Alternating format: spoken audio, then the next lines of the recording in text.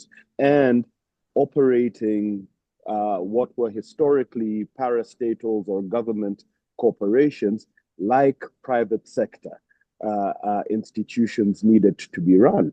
And so you found that there were a lot of the grid systems did have their challenges in the sense that you were looking at pre-independence infrastructure that was still being utilized to support national power supply, and protocols for integrating private entities still weren't in place.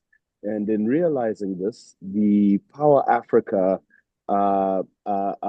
team saw the need to recalibrate the structures of some of these state utilities. In places like Zambia and indeed to a lesser extent Kenya, we found ourselves dealing with the challenge of there being historic power purchase agreements with bulk consumers of power, such as copper mines and the likes, that were locked into tariffs that weren't cost reflective. So basically, power was being subsidized.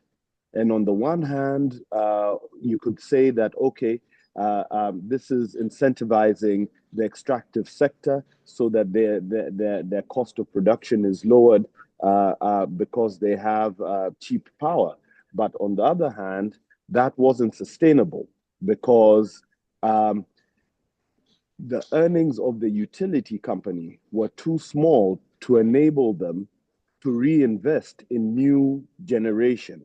And you're talking about growing populations, you're talking about industrializing countries, and it was only going to get to a certain point whereby the grid supply would not be able to be sustained by would not be able to sustain the existing and future demand, nor would they be credible enough to be able to garner the investment for development of new infrastructure to support that increased demand.